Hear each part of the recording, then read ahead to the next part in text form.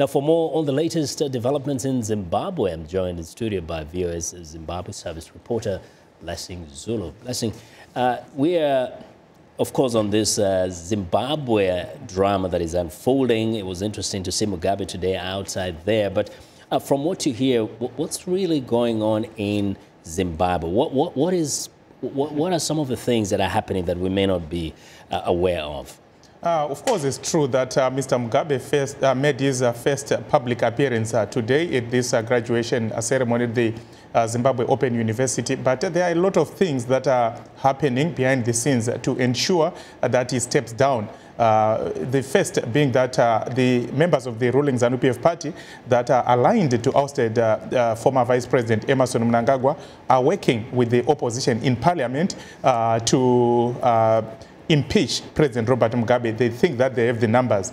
And also, his ruling ZANU-PF party, there's also a push to recall President Robert Mugabe, like what happened to former South African President Thabo Mbeki when Jacob Zuma took over. So they are also trying that legal route. Of course, this is to sort of pour cold water on attempts by SADC to intervene in Harare, saying whatever is happening, the military takeover is unconstitutional. So they are trying to remove him by any means necessary or unnecessary. But we can say safely that inside Zimbabwe, Mugabe doesn't seem to be enjoying any support right now. It's like almost a consensus by ZANU-PF that he needs to get out.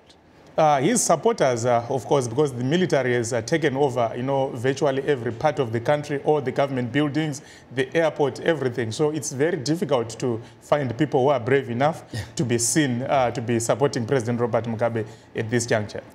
Tell us about a massive rally that is planned for tomorrow, I suppose. Indeed. Of course, the Zimbabwe National Liberation War Veterans Association, these are Mr. Mugabe's comrades during the Liberation War. They are saying that Zimbabweans must rally together, whether they are from the ruling party or the opposition party, to show that they are supporting this military takeover. Of course, Vincent, some Zimbabweans were frustrated to see Mr. Mugabe in public.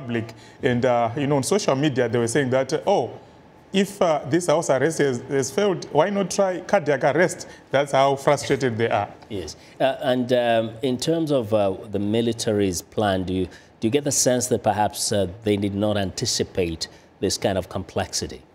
I think initially when they started this, they thought that, with this massive show of force, Mr. Mugabe was going to step down and maybe go to South Africa, but it appears it's not happening. I talked to one of the negotiators, that is Father Fidelis Mukonori of the Roman Catholic Church. He was saying that yesterday and today the negotiations are continuing to see how this situation can be resolved, but Mr. Mugabe has remained stubborn. He's not going anywhere. He's a stubborn guy. We know the guy. Well, Blessing, thank you very much for joining us today. Thank you. The pleasure is mine. Sharing your insights with us.